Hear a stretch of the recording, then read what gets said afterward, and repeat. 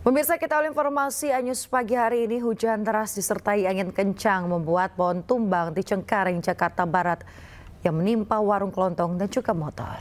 Ya, pemirsa, peristiwa ini pun membuat arus lalu lintas di sekitar lokasi tersendat.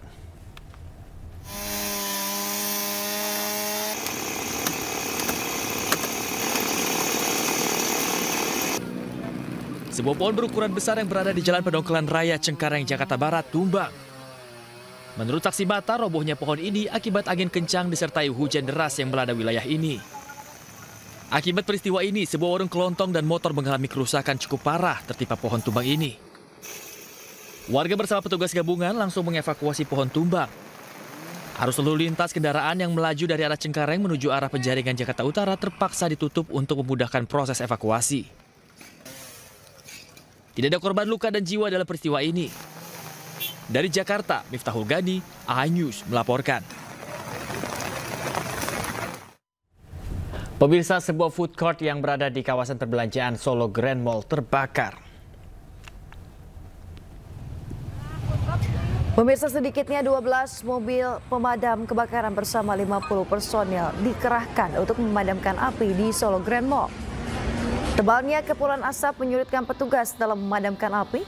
Petugas pun harus memecahkan kaca untuk dapat menuju ke titik api. Petugas mengevakuasi sejumlah pengunjung untuk keluar dari bangunan mal.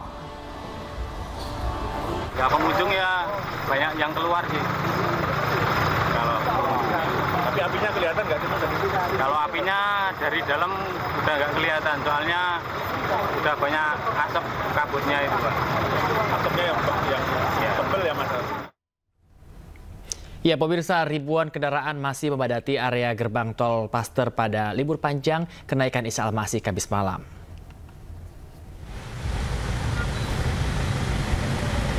Pemirsa, hingga Kamis malam ribuan kendaraan wisatawan terus memadati area gerbang tol Paster, Kota Bandung, Jawa Barat untuk menikmati liburan panjang Isa Al-Masih. Banyaknya kendaraan yang masuk ke Kota Bandung membuat kawasan tersebut macet.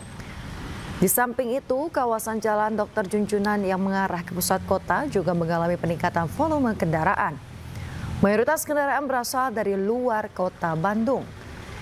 Kendaraan wisatawan banyak yang mengarah ke kawasan Asia Afrika dan juga kawasan Jalan Braga. Diprediksi keramaian wisatawan akan terus terjadi hingga hari Minggu mendatang.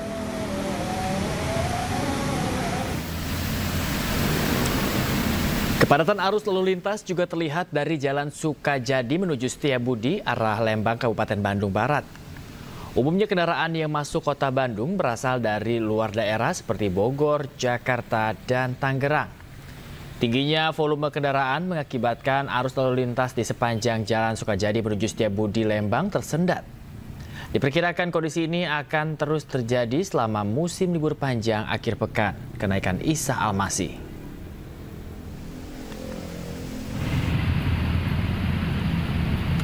Kemacetan akibat libur panjang Isa Al-Masih dan cuti bersama di Bandung, Jawa Barat terjadi hingga Kamis malam.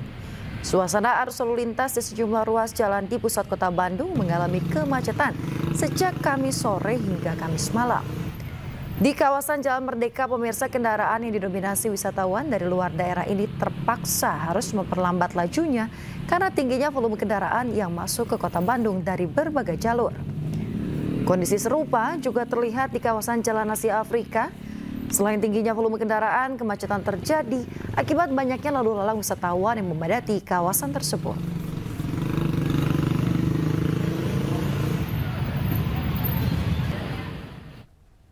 Kita ke informasi lain, pemirsa. Rombongan Presiden Prancis Emmanuel Macron mengakhiri kunjungan di Indonesia dengan berkunjung ke Provinsi Jawa Tengah.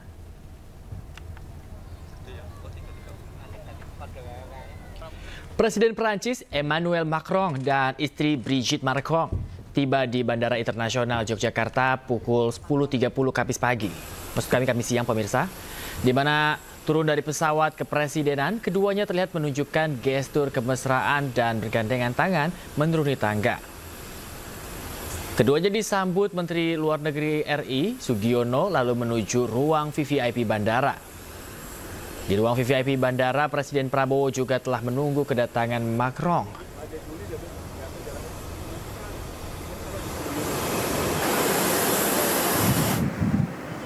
Pemirsa, rombongan Presiden Macron bersama Presiden Prabowo kemudian menuju ke Akademi Militer Magelang menggunakan helikopter kepresidenan. Kedua pemimpin negara tiba di Akademi Militer Magelang, Jawa Tengah sekitar pukul 11:40 waktu Indonesia Barat. Tidak lama berselang, Prabowo menyupiri Macron menuju Gedung Geraha Utama Akmil menggunakan maung. Kedatangan keduanya disambut oleh para pelajar. Tiba di Gedung Geraha Utama Akmil, Macron sempat berkeliling untuk melihat-lihat seisi gedung.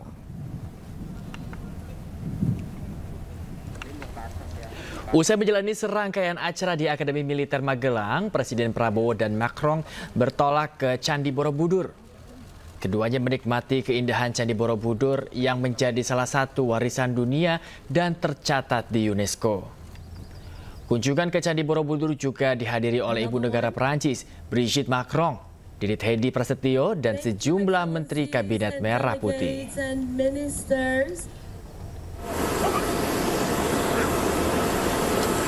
Pemirsa, usai menuntaskan agenda di Jawa Tengah, Presiden Macron beserta delegasi menuju Bandara Internasional Yogyakarta.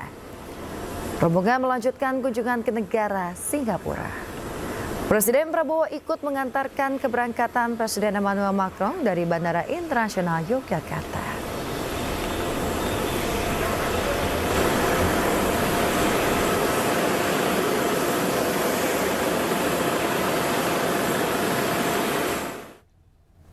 Kita beralih ke informasi selanjutnya. Pemirsa, polisi menetapkan seorang mantan pegawai Basnas sebagai tersangka dalam kasus dugaan korupsi di Basnas Jawa Barat. Tersangka diduga melakukan tindak pidana ilegal akses dan membocorkan dokumen rahasia.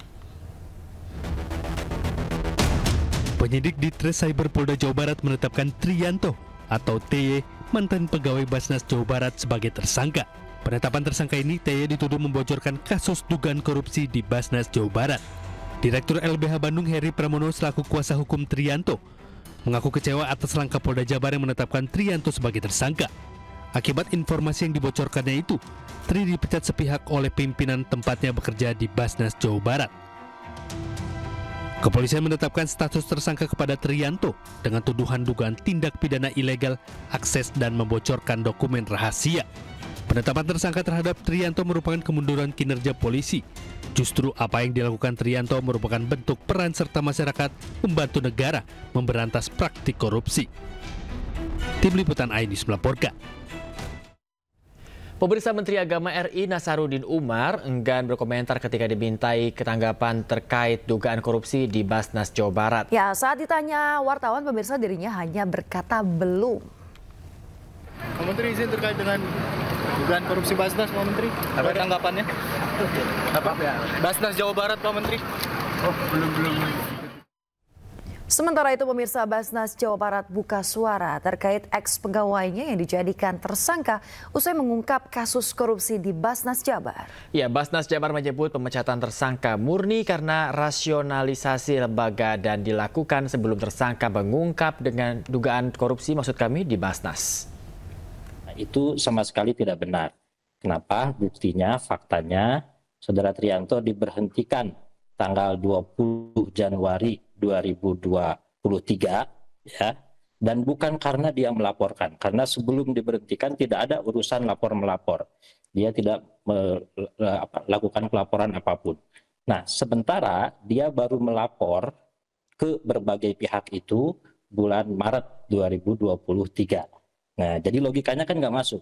Jadi logikanya kalau misalkan dia dipecat karena melaporkan lah, dia dipecat dulu, baru dia melapor kemana-mana. Mungkin karena nggak terima diberhentikan, nggak terima di PHK, dia mulailah mengorek-ngorek. Gitu ya, itu satu. Jadi itu fakta yang sebenarnya begitu. Buktinya ada jelas. Polisi mengklaim telah menangkap pelaku yang mengganti plat nomor polisi mobil BMW milik Cristiano Pangarepenta, Pangindahan Tarigan, pemirsa, di mana pengemudi BMW tersangka kasus kecelakaan lalu lintas yang menewaskan Argo Eriko Avandi. Hal itu diungkap Kapolresta Sleman Kombes Pol Edi Setianto saat memberikan keterangan kepada awak media. Edi menyebut saat mobil yang dikemudikan Cristiano menabrak motor Argo, Plat nopol kendaraan BMW pelaku masih F1206. Namun ketika mobil sudah diamankan, ada seorang yang mengganti plat nomor kendaraan dengan B1442NAC. Aksi pelaku mengganti plat nomor kendaraan terekam CCTV Mapolsek Ngalik.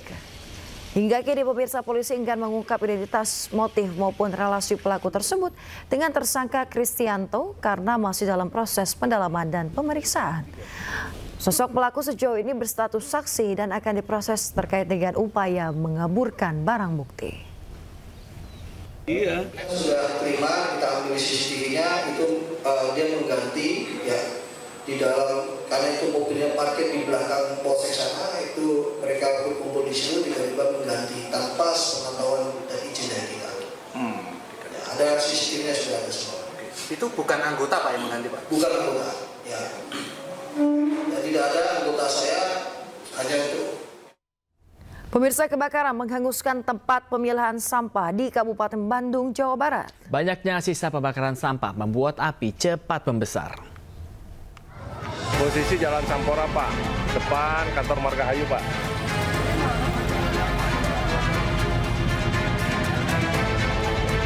Masuk Jalan Sukamenak, Pak. Api hanguskan tempat pemilahan sampah di Desa Sukamenak, Kecamatan Margahayu, Kabupaten Bandung, Jawa Barat pada Kamis malam. Peristiwa kebakaran diduga berawal dari sisa pembakaran sampah yang merembet ke bahan yang mudah terbakar, kemudian api pun menyambar dan membesar.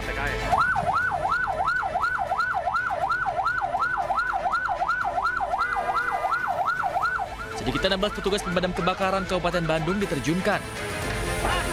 Dengan bantuan warga, api berhasil dipadamkan petugas selama 2 jam. Kami menerima telepon jam 14.36 ke pos TKI yang kebakaran di Cilisung RP03 R4 yang terbakar tempat sampah sementara. Itu dugaan belum diketahui. Masih dalam penyelidikannya? Dalam penyelidikan. Tidak ada korban jiwa dalam peristiwa kebakaran ini, namun kerugian ditaksir mencapai puluhan juta rupiah. Peristiwa ini pun hingga kini masih dalam penyelidikan. Dari Kabupaten Bandung, Jawa Barat, Iwan Pangestu, iNews melaporkan. Pemirsa, kebakaran menimpa sebuah bengkel motor di Pasuruan, Jawa Timur. Api diduga berasal dari warga yang bakar sampah sembarangan.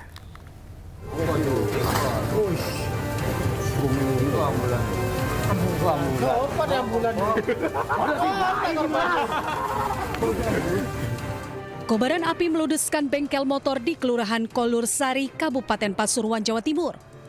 Kebakaran diketahui terjadi saat sejumlah pengendara yang melintas melihat api mulai membesar dari samping bengkel. Warga sekitar berdatangan dan berusaha memadamkan api menggunakan alat seadanya. Sekitar 1 jam kemudian, 2 unit mobil pemadam kebakaran dari Kabupaten Pasuruan tiba di lokasi dan berhasil memadamkan api. Diduga api berasal dari aktivitas warga yang membakar sampah, kemudian menyambar ke bangunan. Saat kejadian, bengkel dalam keadaan tertutup. Tidak ada korban jiwa dalam peristiwa ini, namun kerugian ditaksir hingga 70 juta rupiah. Pemirsa, 2 pelajar sekolah menengah pertama SMP di Ponorogo, Jawa Timur mengalami luka parah akibat ledakan petasan. Korban meracik mesiu dan membuat petasan, namun gagal hingga terjadi ledakan.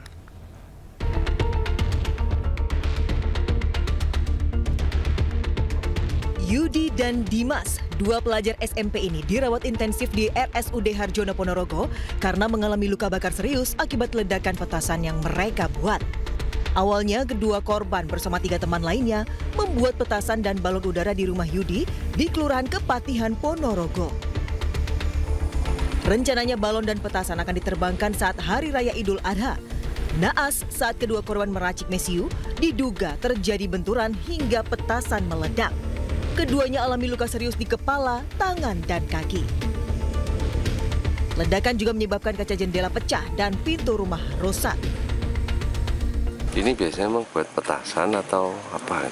Ya biasanya ngumpul-ngumpul sih buat layangan, tapi nggak tahu nih Kak, yang petasan ini nggak tahu. Kasus ledakan petasan ini ditangani Satreskrim Polres Ponorogo dengan melakukan olah TKP. Polisi juga menyita puing bekas petasan, sisa bubuk mesiu, dan selongsong petasan sebagai barang bukti. Dari Ponorogo, Jawa Timur, Ahmad Subeki, iNews melaporkan. Seorang buruh harian lepas tertimpa batang pohon saat tengah menerbang pohon besar di Gunung Pangilun di Kota Padang. Petugas evakuasi korban yang berlangsung dramatis.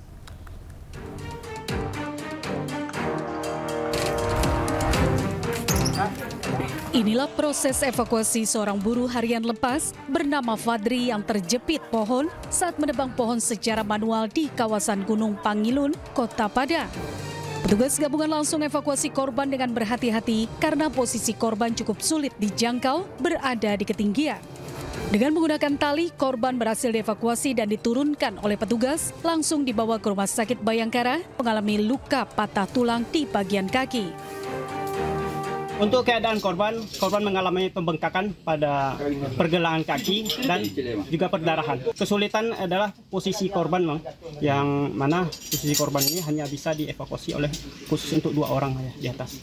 Ini tingginya berapa Pak? Kira-kira dari tingginya kurang lebih 18 meter. Hingga kini korban masih mendapatkan perawatan di rumah sakit. Dari Padang, Sumatera Barat, Budi Sunandar, iNews melaporkan. Pemirsa, seorang pria paruh baya kritis usai menabrak truk tronton yang terparkir di pinggir jalan. Korban diduga kelelahan sehingga tidak berkonsentrasi dalam berkendara.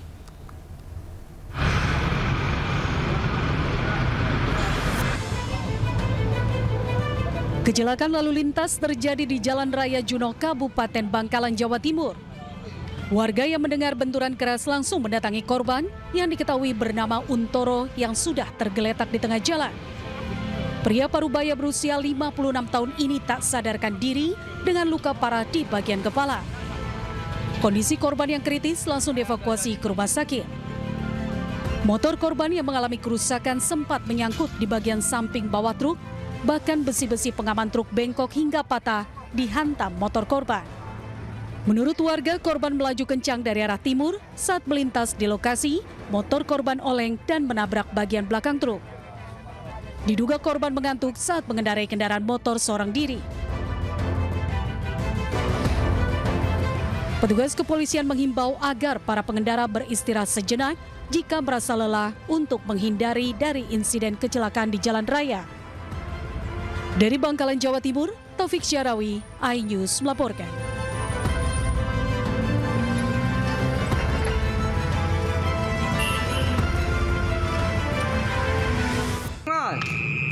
Benda maling mas, ke bawah balon mas, benda maling. Heboh aksi pencurian yang dilakukan 3 orang pelaku di sebuah konter ponsel di kawasan Bangkalan, Jawa Timur. Selain sempat diteriaki warga karena kedapatan membobol toko, aksi pencurian tersebut juga sempat terekam CCTV yang dipasang di depan toko ponsel tersebut. Meski kerugian yang dialami korban tidak terlalu besar, peristiwa pencurian ini sudah 2 kalinya terjadi di lokasi yang sama dengan pelaku yang sama. Waktu kejadian, kenapa? Sempat ketahuan warga ya? Iya, sempat ketahuan warga katanya gitu. Jadinya saya ditelepon sama warga bahwasanya tokonya dibobol orang gitu. Ini dibobolnya pakai apa mas? Ini dibobolnya pakai ringgis sama gunting besi gitu. Sebelumnya, pemilik toko ponsel melapor ke polisi saat pencurian pertama terjadi. Namun sayang, belum ada kabar dan kelanjutannya aksi pencurian kembali terjadi untuk kali kedua. Sementara itu, aksi pencurian di sebuah toko komputer kawasan Tabing, Kota Padang terekam kamera pengawas. Dalam aksi tersebut, 35 unit laptop raib dibawa kabur pelaku yang menggunakan sarung ala ninja. Data terakhir bilangnya ada nampak orang masuk ke dalam. Jam 2:25. Pakai kain sarung ya. Terkait hal tersebut, sejumlah personil kepolisian yang tiba di TKP bergegas melakukan proses identifikasi pelaku. Diduga pelaku membobol toko dengan cara masuk dari pintu belakang dengan menggali lantai toko. Kuat dugaan adanya keterlibatan orang dalam. Kini kasus ini masih dalam proses penyelidikan pihak kepolisian Polresta Padang. Tim Liputan iNews melaporkan. Pemirsa, warga di Kabupaten Jombang, Jawa Timur dihebohkan dengan beredarnya video seorang perawat yang melakukan live TikTok usai melakukan operasi sesar. Aksi live tersebut dinilai tidak terpuji karena dilakukan di dalam ruang operasi saat pasiennya masih dijahit pasca operasi. Mas Rijal lagi jahit di belakang ya guys. Turun mari guys. Operasi sesar. Inilah video live TikTok seorang perawat di dalam ruang operasi sesar di sebuah rumah sakit swasta di Kabupaten Jombang, Jawa Timur. Aksi live TikTok ini diduga dilakukan pelaku sesaat setelah bayi lahir, sementara seorang perawat lain tengah menjahit ibu bayi. Meski dalam live-nya tidak menampakkan muka pasiennya, namun aksi pelaku live TikTok di dalam ruang operasi sesar ini tentu saja memantik emosi warganet.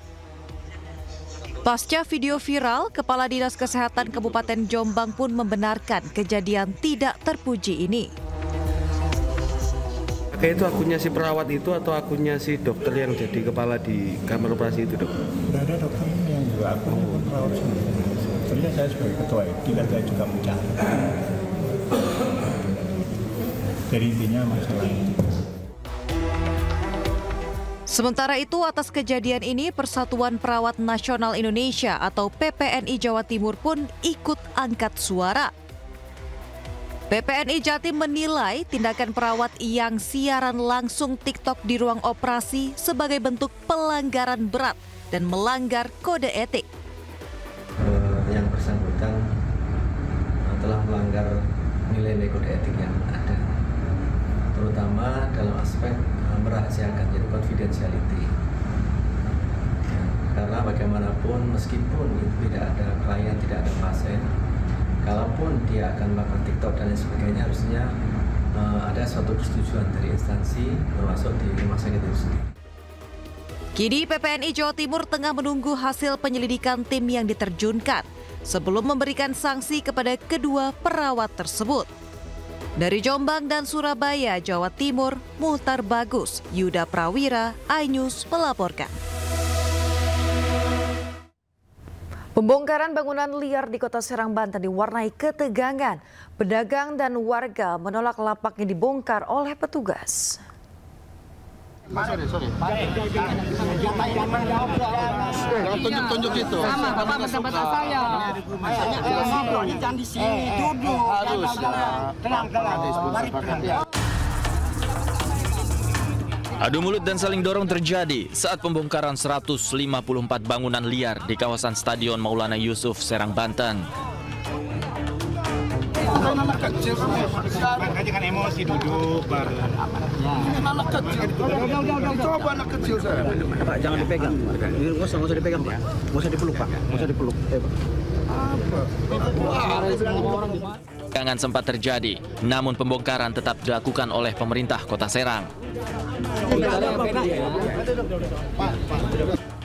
Dua alat berat dikerahkan untuk meruntuhkan bangunan yang sebelumnya diisi oleh pedagang.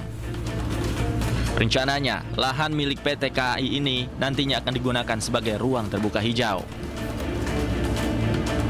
Kita harus melihatnya berdasarkan aturan, gitu. Kalau memang aturannya tidak memungkinkan untuk kita tampung atau untuk kita sikapi kaitan dengan keinginannya, ya kita harus tetap dalam koridor menegakkan aturan. Pak, tadi mereka sempat katanya bangunan yang legal, itu gimana? Enggak, itu alibinya mereka lah. Alibinya beberapa orang yang merasa tidak puas. Para pedagang diberikan kesempatan untuk melakukan gugatan ke pengadilan jika merasa memiliki legalitas untuk menempati lahan tersebut. Dari Serang, Banten, Mahesa Apriandi, iNews melaporkan. Pemirsa, ahli digital yang juga terlapor dalam kasus dugaan ijazah palsu Jokowi meminta agar gelar perkara khusus secara terbuka. Selain itu, Roy Suryo juga akan melapor ke Komnas HAM.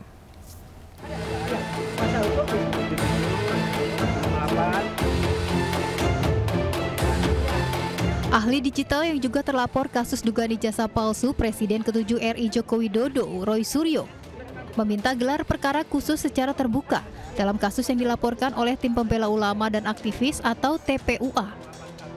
Selain itu, Roy Suryo juga mengaku telah melapor ke Komnas HAM karena telah terjadi perlakuan yang melanggar hak asasinya.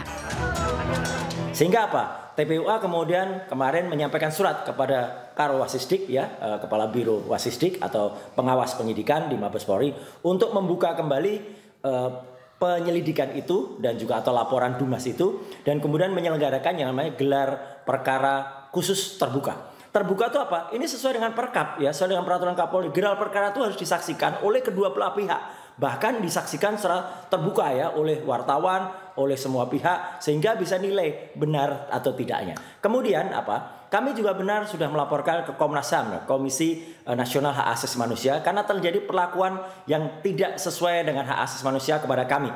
Kami itu adalah peneliti, saintis, tapi kenapa diberlakukan seolah-olah langsung dikenakan atau kemudian kriminalisasi, ya, dengan niat mau dipidanakan oleh seseorang yang dicurigai oleh mayoritas sebagian besar rakyat Indonesia. Ini menurut survei atau menurut research yang dilakukan oleh teman-teman, salah satunya adalah Kolonel Refli Harun, ya, dan itu clear sekali, jelas sekali metode ilmiahnya, bukan survei yang melalui telepon, dan itu sudah diarahkan siapa penelitinya, siapa respondennya. Jadi sekali lagi, Roy Suryo pun mendukung pelaporan TPUA kepada Kompolnas untuk membuka pengetahuan masyarakat agar skandal ijazah palsu bisa terbongkar.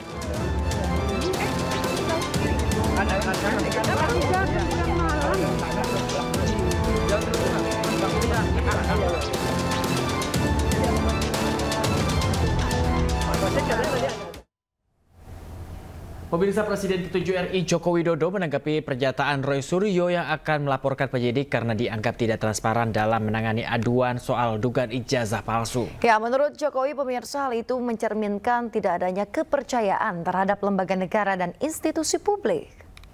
Ya, UGM nggak dipercaya, Barreskrim nggak dipercaya, KPU nggak dipercaya, terus yang mau dipercaya siapa? Ya.